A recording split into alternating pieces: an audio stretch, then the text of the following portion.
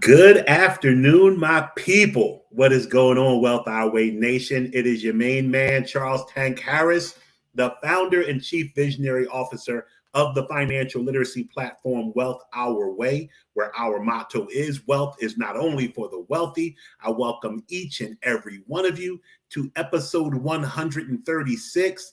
Look out for yourself financially.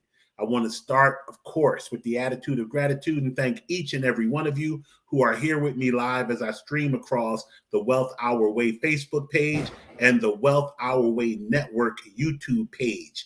It is a beautiful, beautiful Tuesday. I pray you all had a great weekend. I want to give, now look at this. Watch how I do it. Look at the pain as I still give the Wealth Our Way Nation salute to all the members of Wild Nation who watch this program overnight, over the weekend, pre-recorded at their abilities. And then, of course, the heartfelt how are you to the good folks on the Life 101 platform. The reason you see me wincing in pain is I am struggling through a bout of shoulder tendonitis. When I tell you I wanted to literally take my life this weekend, it was crazy the amount of pain that I was in. I got a cortisone shot yesterday. I am taking some steroidal pills to get through this tendonitis. And the guy says maybe I've even torn my rotator cuff. I don't know what was going on, but it was hell over the weekend. And now I'm back with you guys today. Looking forward to moving through the week. I can do so much more today than I could do yesterday. It still hurts to move this arm, but not 1/10 of how bad it was over the weekend. So, I learned a new level of empathy for people going through pain this weekend, though, because when I think about hearing stories of people who get hooked on painkillers, people who do the unfathomable, like take their life because they're in excruciating pain that they never see ending, I understood. This weekend, I couldn't sleep. I couldn't lay down. The blood was rushing to my arm. The pain was more than I can ever explain. And I just feel bad for people who don't have an end in sight to that pain. I've had bouts of tendonitis in the past, never as bad as what I experienced over the weekend, but I knew that it would go away. I knew that I could treat it and it would go away. That was the only thing that helped me get through it. But for people who don't have an end in sight, they have a debilitating injury from a car accident or a surgery going wrong, and they are living in pain, my prayers go out to you.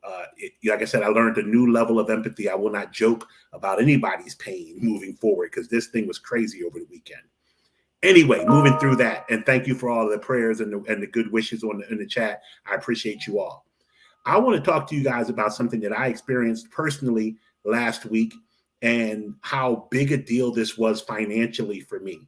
And once again, as I look to bring you guys new, important, and life-altering information, I want you to see, I understand the struggle to get financially well goes on day in and day out. It is not easy. I understand that making permanent change for the better in your life financially is sometimes much easier said than done. What I really want to make sure I am always doing is bringing you things that are easier to do than not, that are actionable, that you can just say, hey, it's not even a lot of work for me to make this change and it will affect me better financially. Here's what happened to me. I've shared with you guys that I have decided to have a sleeve gastrectomy procedure for my stomach. I'm doing a weight loss surgery for make it simple, bariatric surgery, weight loss surgery. Last week, I had to go in for pre-operative testing. I had to get a cardio test.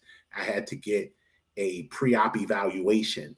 And in essence, when I went in there, because of the weight that I'm at, the BMI, body mass index that I am at, they decided to not have my procedure in the surgical center, but to instead have it at the hospital.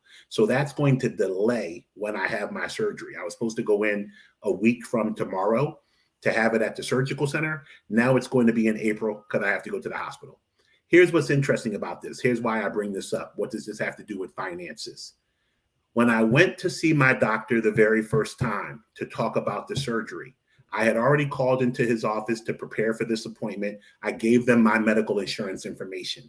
Somebody from their office called my provider and They determined through that call. Now, this is what they do for a living. They call insurance companies and deal with them for a living. If anybody should be proficient in getting to the bottom of what should be done, it should be these people at his office. They called Blue Cross Blue Shield, that's my provider, and was told, at least this is what they're reporting to their doctor, that I did not have coverage for bariatric surgery. So when I went in for my initial consult, the doctor said to me, "Oh yeah, you're self-pay." Now that was news to me because I thought that Blue Cross Blue Shield's very good insurance and that I would have bariatric coverage. But I'm taking this man at his word. It's his office, his people check. They must know what they're talking about. He tells me the procedure is $10,500. I think I shared that with you guys previously. If not, I'm sharing with you now. It was $10,500. I was prepared to write the check because I need this surgery at this point. Like, I got to get this weight off me. So when I started to do a little more research and I went online and I saw that Blue Cross Blue Shield does actually cover the surgery, I said, this guy's office must have made a mistake. But then I brought that to his attention and he said, well, even if you used insurance, the procedure through insurance is a lot longer. It's like a 14-month ramp up to get all of the testing that insurance requires for you to have the surgery. So when I went in there this past Friday and did my pre-surgery testing, and they told me that they couldn't do it at the surgical center. And as a result of not doing it at the surgical center, they were going to push it a month back for me to go to the hospital. I decided to call Blue Cross Blue Shield myself since I already had to wait. Within 5 minutes of talking to someone at Blue Cross Blue Shield, they told me that I was covered 100% for an in-network procedure and 70% for an out-of-network procedure. They checked this particular doctor. This particular doctor was in-network, 100% coverage. They then went on to tell me that they would call the doctor's office on my behalf. They did. The doctor's office calls me back and says, our mistake, you are 100% covered. We're going to do A, B, and C. Moving me to a better hospital because they were going to take me to a cash hospital in some podunk section of Georgia. Now I'm going to the top hospital right here in Alpharetta, very good, upstanding Northside or St. Joseph's Hospital. And I say to myself, $10,500. Just because I have 10,000, first of all, I tell you guys all the time, I'm not rich. Like, I'm not Elon Musk. I'm not Jeff Bezos. I don't have bread like that. I do well for myself. But $10,500 was causing me to move some stuff around. Like, I got a transmission that's needed. And that's the second part of this conversation. I have a transmission that is needed in my F-150. I took my truck to the Ford dealership because it's a Ford F-150. I, like most people would think, something goes wrong, serious on your vehicle, take it to the people who made it. These people told me the transmission, $7,200 to repair. I have since called 5 other transmission people, given them the specs on my car, and to within an $80 difference, they are all coming in at roughly around $3,200. $7,200, $3,200. $10,500, $0. If I add those two numbers up, 10,500 and 7,200, that's $17,700 that I was prepared to pay because I was told that's what it cost. Now, from $17,200, I'm down to $3,200.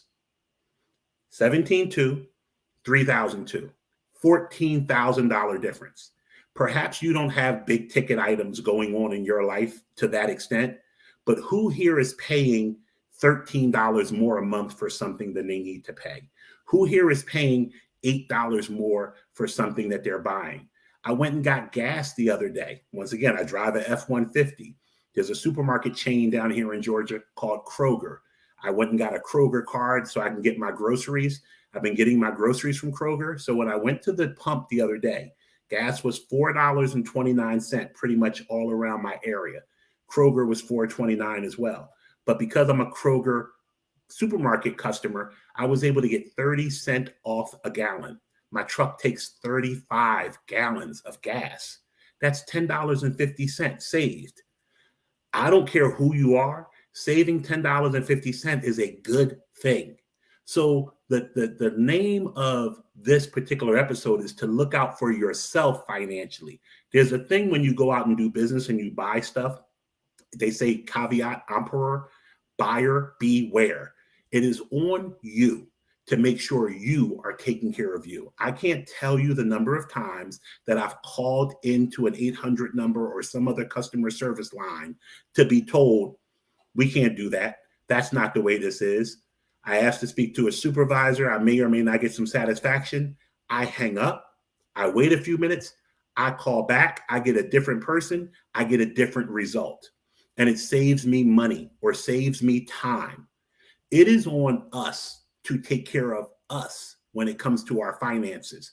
There is not one area in your life, I'm confident, no matter how long you've been watching 15 Minutes of Finance, no matter how many of my tips you have been taking, I am sure there is still some area of your personal finances in which you have some waste going on.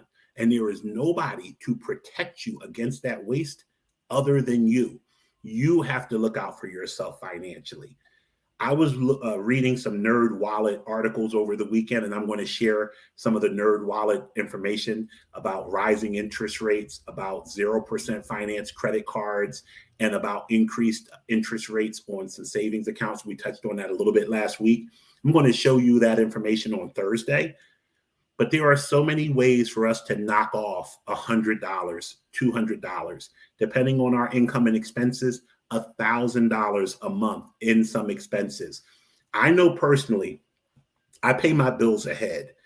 I'm blessed to have some income coming in. I pay my bills ahead.